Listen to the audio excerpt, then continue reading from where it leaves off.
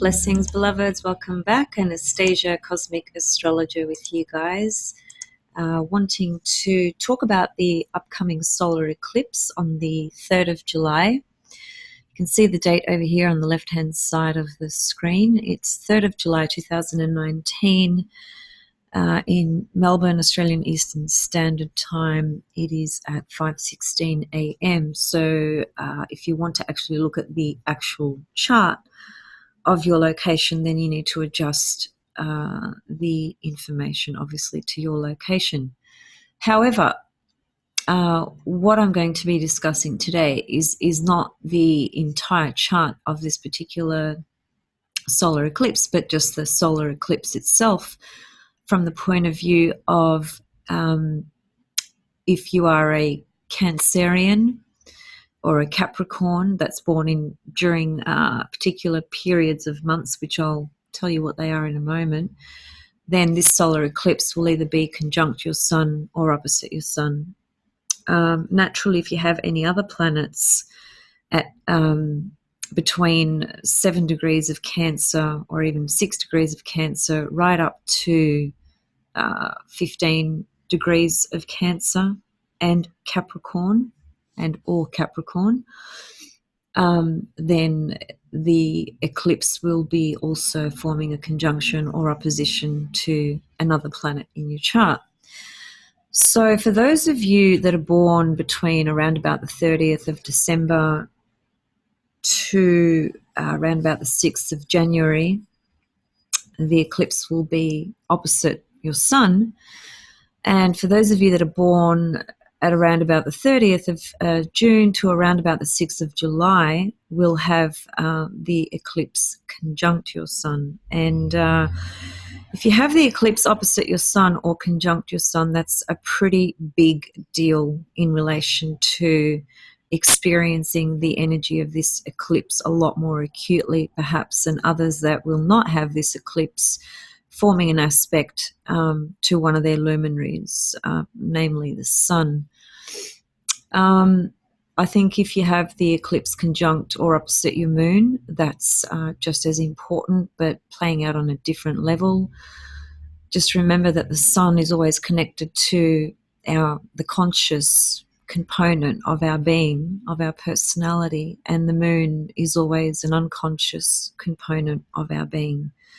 So one's conscious, one's unconscious. And we can take from that the symbolism or implication. When something is conscious, solar, it's usually external, right? We can see it in the daylight.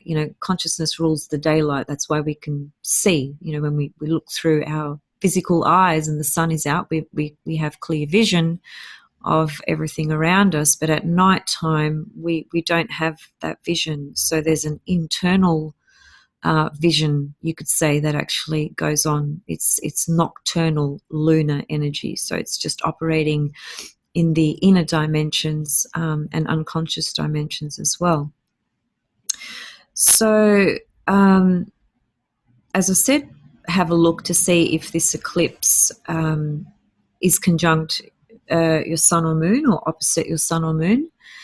That's the first thing. The second thing is, and as you can see here, this eclipse is almost 11 degrees of Cancer. It's 10 degrees and 37 minutes. And you can see the nodes here in Cancer Capricorn. That's the whole reason we are having a solar eclipse, because that's what creates solar and lunar eclipses. It's the nodes within close proximity to either a full moon or a new moon. In this case, it's a new moon. And the nodes are, well, they are what astronomically, creates the eclipses with the sun, moon, and the earth. But in terms of archetypal expression and energy and meaning of the nodes, because the nodes symbolize very much our path of evolution and many different things associated with that in terms of past karma, past lives, many different past life experiences that are contained in our long-term memory that live in our body, which lie dormant and unconscious and can get triggered at different times in our life with different things that are happening to our chart.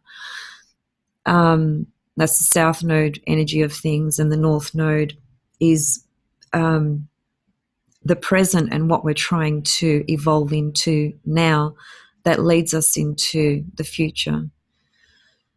So the nodes as well are always points in the chart that really reflect connections and associations that we form in the current life, some of which are very much connected to past lives. So it's the re-emergence of people coming into your life that you've had previous experiences before, and they appear again because before you incarnated, just to put it very simply, when the soul leaves the body, the understanding is that the soul goes to the astral realm. And part of the process that takes place there is a reevaluation of the life that the soul just lived through the ego and the personality, the actual life that it lived.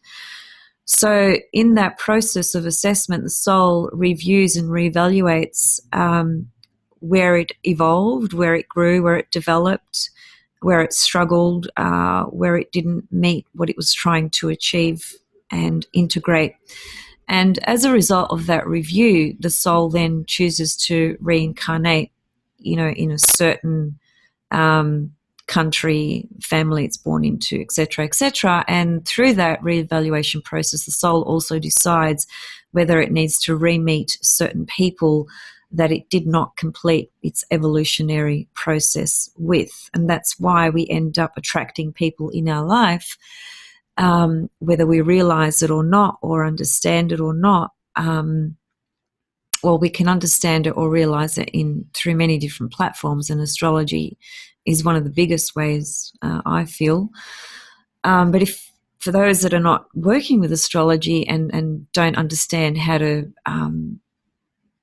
understand an experience of meeting somebody they feel very, very familiar with, there's a strong resonance with the vibration of another individual, and there's this incredible sometimes it can be an incredible sense of unison and soul love, soul connection, bond that is not described in the parameters of our left brain. It's not rational. It's otherworldly, and that can happen with a parent. That can happen with a sibling. That can happen with a close friend. It can happen with a lover. So it can happen in a different myriad of relationships. So the North Node also reflects the new kind of connections that we make in a current lifetime or in a lifetime, that these souls come to us. We meet these particular souls at particular junctures in our life because they are there to help us actually integrate that North Node. So the South and North Node are huge in terms of what they reflect in our overall evolution, and certainly within every incarnation. So going back to this new moon eclipse. Now, the reason I'm doing this today, it's the 29th of May here.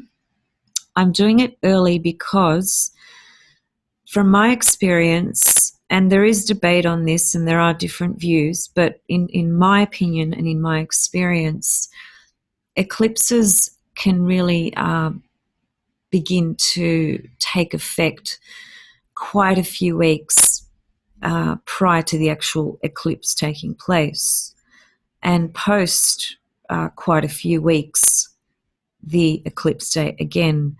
So the energy of this eclipse, in other words, on the 3rd of July, those that are going to be impacted by this eclipse, it would not be unusual that something occurs at this point or has already occurred within the vicinity of where that eclipse lands in your birth chart. And or it can occur around the eclipse date, or it can occur up to 3 months after the actual eclipse date. So there's a pretty broad orb in terms of timing, and as a result, it can be difficult to predict an exact date. So it's important to understand that so that you can monitor this and watch this in your own birth chart. So we're only a few weeks away, from this actual eclipse. So that's why I'm doing this today. Okay, so those of you that have this solar eclipse conjunct their sun are going to experience and feel this eclipse possibly in a very powerful way. Now, what I want to say is this, the eclipse is in the sign of Cancer. Now, Cancer is a feminine, yin, nocturnal, negative, not as in negative as in bad, negative as in quality, and receptive. Now, the earth and water signs are the receptive signs. They receive, right? And when we are looking at an eclipse that is in a water sign, receptive, Cancer, nocturnal, it's quite a private sign. It reflects aspects of the soul as well. So the energy of this eclipse, I would think, would have more of an internal impact on an individual because of the element that it's in and because of what Cancer represents. Now, we can add to that other layers such as family, of course, because Cancer is a symbol of family, and that can be your own family you were born into, or a family that you've created yourself, or very close people in your life that you consider family. So we don't have to stick just within the norm of biological parents. It can extend to, many different people in our life, but people obviously we consider as family members. So anyway, the family component can be quite strong in this as well in terms of what it can stir up. But I think it's more actually about your own internal subjective personal view about yourself, because that's what Cancer is. It's your personal self-image of who you think you are. So it really takes us into those inner realms, into that deeper component of our own subjective nature, which can be tricky because we need to be objective as well. But Cancer is not an objective sign. It's not its nature. Now, I just want to read something to you which is very important, and I'm reading from one of Dimitri George's books, and this is just put in such a succinct way that really helps you understand the power of solar and lunar eclipses for that matter, and in fact what they symbolize. Okay, so if we are out of touch, this is relating to a solar eclipse. If we are out of touch with the hidden material being, the unconscious components within us, because we are all out of touch with certain components of ourselves. That's just a very normal thing. If we're out of touch with hidden material, which Carl Jung calls the shadow, right? The material that's out of your sight, as it were, that's in your blind spots or that's very deeply unconscious, is the shadow component. And I've said this before and I'll say it again, the shadow is not a bad thing. It's a necessary component that creates the whole, the entirety of who we are. And it's about becoming conscious of that shadow so that we integrate it in a healthy way, as opposed to project it outside of ourselves into the world, people, situations, etc., and disown an element, part of the shadow of ourself. When we disown it, disassociate from it, we project it out there and we meet it out there. So the bad, the dark stuff we just see out there. We don't see it in ourselves at all. But the very fact is that we all have a dark and light aspect to our being.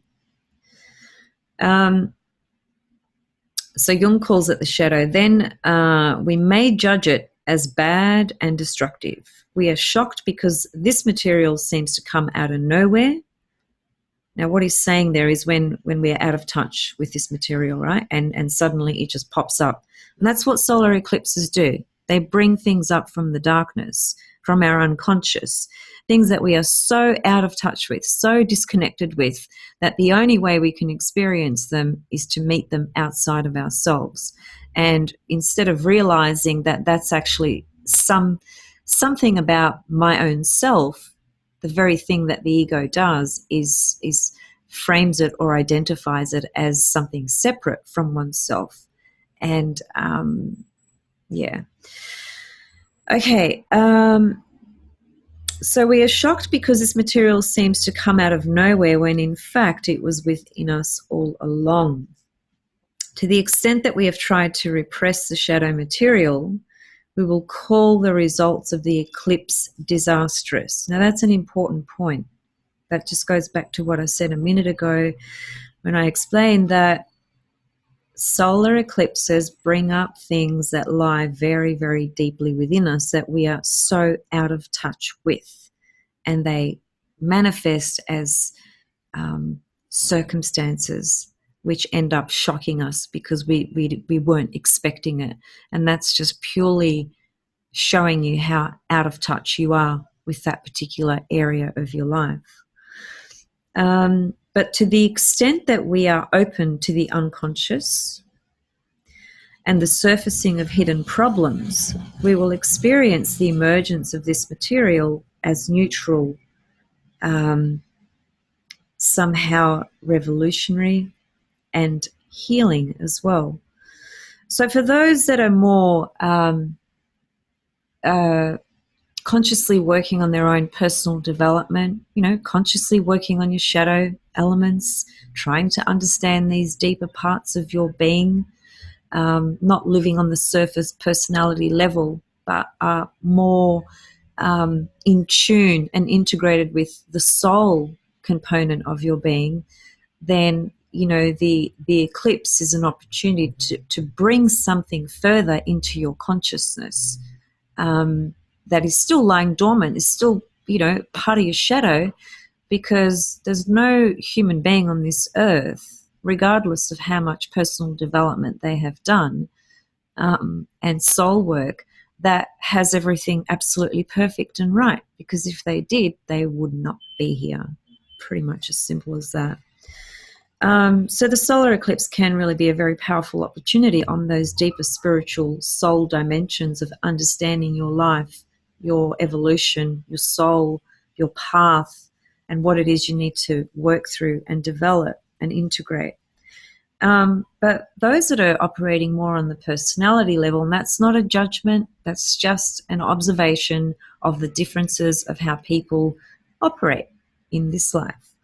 So those that are more personality orientated or personality based are likely to experience an eclipse as a crisis in their life. Now, the word crisis is often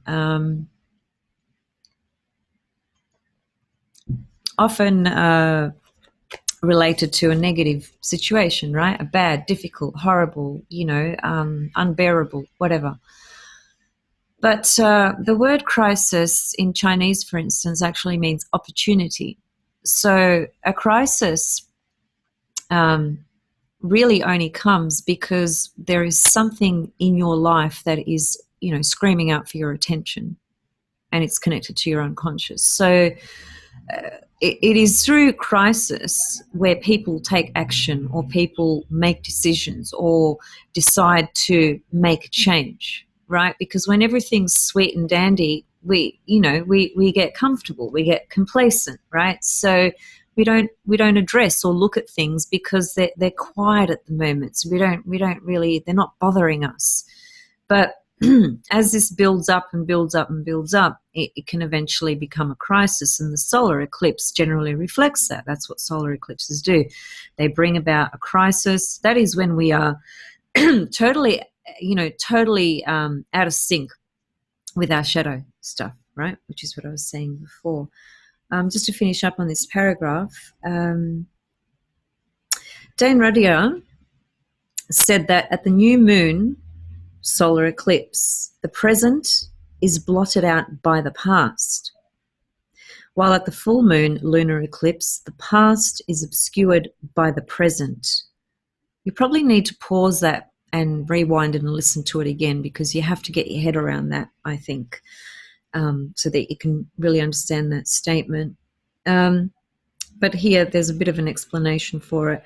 This statement suggests that at a solar eclipse, the sun, which represents our conscious awareness, when obscured, allows the force of the past, which lie buried in the unconscious as psychic complexes, to be seen, confronted, and experienced, with the possibility of integrating these previously unconscious energies into the present awareness.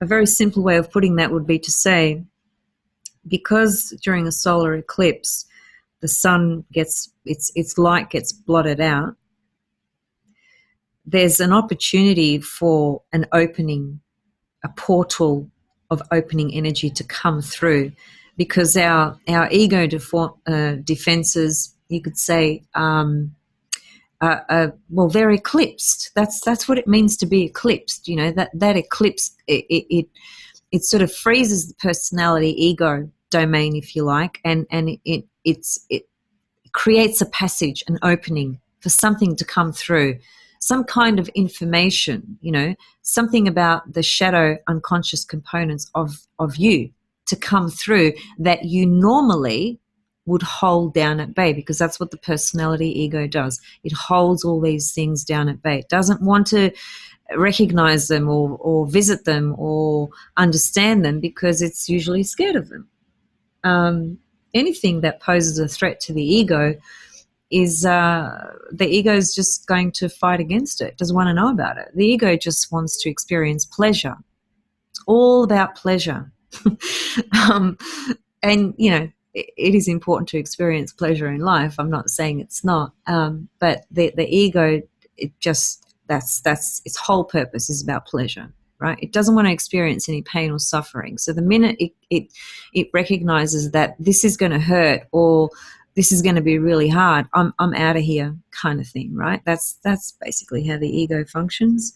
There's many more other aspects to the ego. I'm not making the ego to be this bad thing, because I've said many times through many videos, without an ego, we wouldn't have an identity. We wouldn't know who the hell we are. We wouldn't know we're separate from each other, and it'd just be really bloody weird being in this physical body on the earth plane without an ego personality. So it has a very important function and purpose. But when it's completely out of sync with the soul, and it's just operating on its own domain, and it thinks it's in control and overpowering everything, it's lost touch. You know, it's not balanced and integrated. That's what I'm saying, relative to the ego. So just to finish up here with this, just a couple of further statements. So during a lunar eclipse, it is the past, because the moon always represents the past, always, no exception.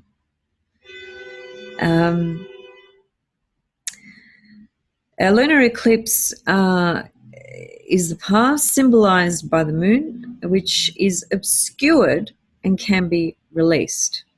So during a lunar eclipse, in other words, something about the past, which is obscured, can ultimately be released. In the absence of the conditioning of the past, the possibility emerges of meeting experiences in a new manner. Very important point, that one, because we are all conditioned. Every single one of us are conditioned in many, many different ways, for many, many different reasons, pertaining to many, many different lifetimes. Just a couple more comments from this book. Eclipses are linked to the nodal axes, which I explained at the very start of this video, and thus they stimulate the possibility of personal integration of the past and future. Past south node, future north node, present north node. We could even say the past is in the present. South node is the present as well, from the point of view of that we have many different aspects of our being of previous lifetimes that still live within us through memory, right? And these are conditioned components of ourself that are still present from the point of view of we may operate in a particular way with a particular thing without even thinking about it because it is so familiar. It is so comfortable. It is so easy. That's South Node material. Even though it may be not producing results of growth and development and evolution, and it's actually it's not that great, we still tend to stay with things because we know them, we're familiar with them. The most terrifying thing for the ego and the personality is to step into the unknown. And that's Pluto's domain. Pluto takes us there because that's the soul. And the soul intends to evolve. The ego can kick and scream along the way as much as it wants. The soul is going to drive the vehicle at the end.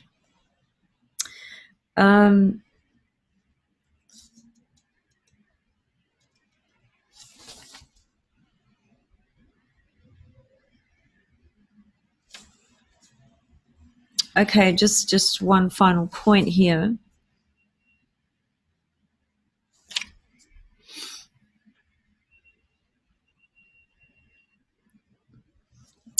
Actually, I think I've completed what I wanted to say from that book. It's very important points that I just read out of that book. For those of you that are wondering, it's called Finding Our Way Through the Dark by Dimitri George. Very, very, very good book. It's all about the moon's phases, basically, but there's some other information about some goddesses as well and some info on solar and lunar eclipses. Anyway, getting back to this solar eclipse. So if you don't have this eclipse conjunct your sun or your moon or opposite your sun or your moon, or you don't even have it conjunct or opposite any other. Now, I'm saying conjunction and opposition because it is said traditionally that the power of solar and lunar eclipses when it comes to aspects to other planetary bodies in your chart, it is only conjunctions and oppositions that really matter, okay? And that makes sense because you got to think about it from this way. Well, just a suggestion anyway. The solar eclipse represents a conjunction, right? It's the sun and moon together, okay? And the lunar eclipse represents an opposition because it's the sun and moon opposite each other. Hence why the conjunction and opposition aspect are the most important aspects when you are actually trying to assess and understand a solar or lunar eclipse in your birth chart, okay? So if you are not a person who has the eclipse aspecting any planet in your chart, that does not mean that this eclipse is not going to affect you. It could very well still affect your life in quite a significant way. Now, I've made a distinction between, you know, if you're operating on the more soul, spiritual level and you are open, you know, to exploring deeper dimensions of yourself and you're receptive, then the solar eclipse will be handled better because there's more consciousness that's applied, okay? And there's more consciousness and intention towards working on oneself. But if one is more at the personality level and is in denial or is resisting certain things or is completely out of touch with these inner dimensions of their being, then the eclipse is going to potentially be a crisis, okay? Now, if you don't have it aspecting a natal planet in your chart, it doesn't matter. Just pay attention to the house. Now, in the same way, if you do have it aspecting a particular planet, the planet that the eclipse aspects is going to add another dimension to what this eclipse is actually really about for you. All right, so if it's aspecting Mars, it's completely different. If it's aspecting Venus, it's different. If it's aspecting Mercury, it's different. every planetary body speaks to its particular characteristics, okay, and what it means, what it symbolizes, what it represents, what it reflects. So a solar eclipse on Mars can be quite problematic, especially if it rises at that crisis level. You know, it can be, well, let me put it to you like this. It can be, just to use a negative extreme example, can be a fanatical religious person who has been preparing to and plotting to bomb, you know, some, I don't know, town, church, school, whatever, right? The eclipse hitting his Mars or her Mars would be classic description of that kind of behavior. All right, that's just giving a negative example. If it's not to that extreme and it's for you in your own personal life, again, that Mars is going to speak to that part of your life that has to do with you obviously being assertive, direct, being self-empowered, being in touch with your own will forces and willpower. But it must be balanced out with some level of, it can't just be totally selfish, because if it's operating in a totally self-centered, selfish way, then that too can bring up a crisis as well, because that will come into conflict with other people, and it will be significant conflict, because Mars is the god of war. Really, it actually is, and it is the planet that connects to violence, aggression, you know, out of control behavior, really abrupt, just in your face, right? So naturally you will understand the symbolism of the planet that this eclipse is affecting, okay, to understand what it's symbolizing and reflecting for you. And so the planet that it aspects is one thing. Well, first of all, the solar eclipse unto itself is one thing, and it is all the things that I've just spent the last half an hour pretty much speaking to. The second level is, does this eclipse aspect by conjunction or opposition a planet in my birth chart? That's the second thing you need to look at. The third thing you look at, and it's not necessarily one order is greater than the other. This is just a way of, you know, creating a system of 1, 2, 3. In other words, they're all just as important, all these elements that you're going to look at. And the third element is the house location, okay? Because the house location is it's the matter of things, all right? It's the area of life where this attention is going to be focused, where this energy, vibration is going to be highlighted. It's going to be critical. It's going to be intense. It's going to be important. It's going to want your attention, right? So you must assess the location and any aspects it has to other planets, namely conjunction and opposition, in my view. You can look at other aspects. It's entirely up to you. Okay, let me just see here.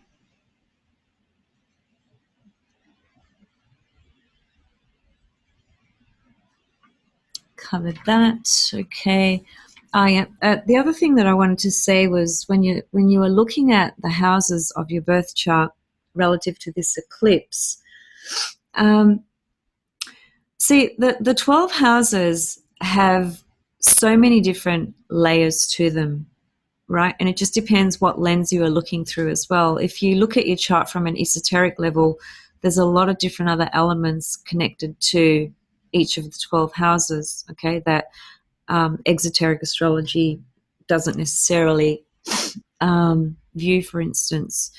But even in exoteric astrology, there are so many layers and levels to the 12 houses. And then there's medieval astrology that has, again, other levels and layers which are perhaps not understood through other platforms. So it depends, you know, what you're using to look at the 12 houses. But even if you are just looking at through one of those platforms, just bear in mind that each house has so many different layers and can really reflect things that you are not obvious.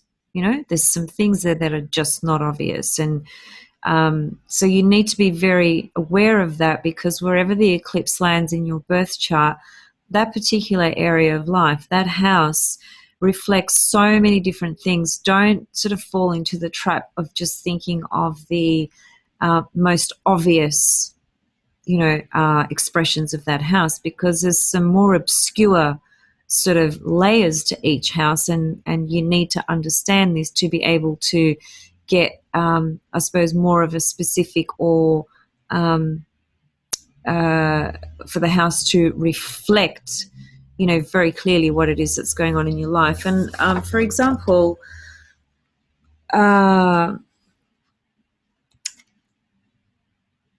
okay, so a woman with an eclipse emphasis in her in her fifth house. This is an example, okay? Was severely grieving over the loss of her dog. Okay, so the eclipse was in her fifth house. A particular eclipse at a particular time to a particular person. All right, but just imagine it's the eclipse we're focusing on today. So the eclipse falls in her fifth house, and this woman was in really intense pain, really intense grief. She had no children. Her dog was like her child, okay? So normally dogs and pets, small pets that is, belong to the sixth house. Large animals like elephants and things of that nature belong to the 12th house. But small pets and things like that connect to the sixth house. So this woman, grieving over the loss of her dog, which happened close to the eclipse, by the way, the eclipse was in her fifth house, and it did reflect what happened to her dog, because the fifth house for her dog fits into the fifth house, okay? The fifth house is normally the house of children, but as I said, she doesn't have children, but that dog was her child. So that it is more than reasonable to understand that eclipse was very much connected to the loss of her dog. All right. Now that's just one example. Another example is with now this one I like. This is quite funny, in my opinion. A man with a ninth house eclipse emphasis was involved in final stages of a divorce. Now, I'm not saying that's funny, but the end of this is funny. I'm sure you'll agree. Well, I think so anyway. So in this case, what happened was it turned out that the cause of the divorce was that his wife was suspected of having an affair with his priest. And clergy are ninth house matters. Priests, right? Ninth house matters. So even though this guy had the eclipse in his eighth house, he had the eclipse in his ninth house, and divorce matters are normally connected to the seventh house, okay?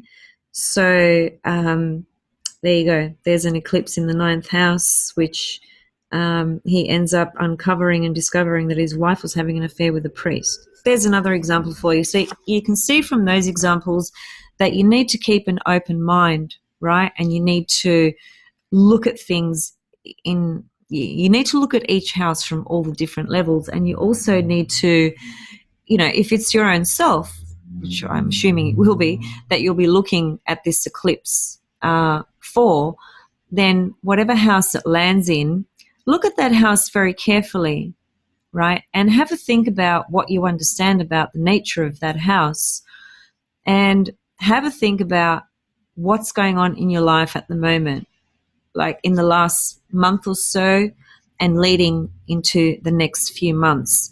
How might that eclipse reflect what's going on in your life in these few months, right? That can potentially bring up a crisis because maybe you haven't been paying attention to something that you have needed to pay attention to in your life, and that house will reflect that to you.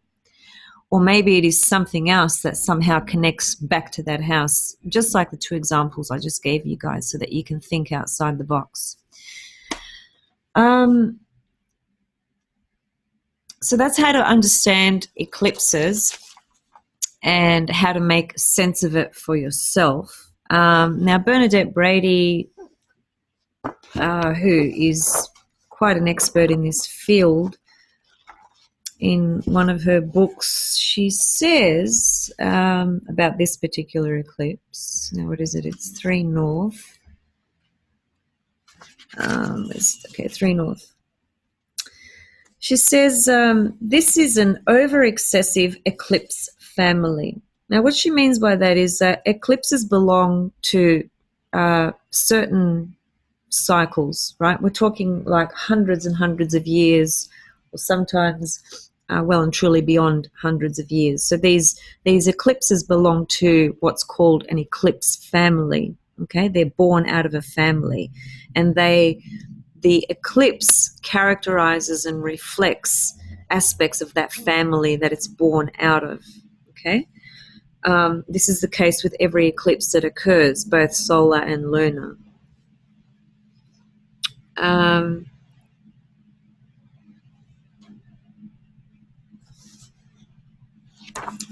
Just bear with me, because I think I need to correct something there. Where are we?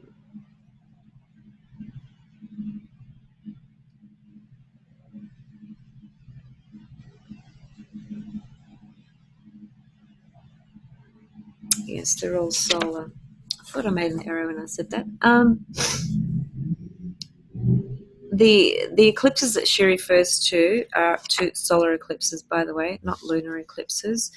And the solar eclipses belong to families of eclipses that could have started 1,000 years ago, for instance. Okay, just to clarify that point. Okay, so this is an over-excessive eclipse family. Its main theme being either news invoking young people or news that transforms a situation. This information can cause worry or can cause the person to become obsessive. The individual may want to undertake large plans or activities, which can be very positive as long as the individual doesn't get carried away. That's all she's got to say about this eclipse. So have a think about that comment and how it might actually connect to you in any way, reflect in any way, shape or form this particular eclipse and where it lands in your birth chart. Remember, that's very crucial, where it lands, and if it's forming a conjunction or opposition to any other planet in your chart, that's going to be another layer, and just the eclipse itself as well. And also remember, just to summarize, it's a feminine energy, nocturnal, ruled by the moon, lunar, Cancer.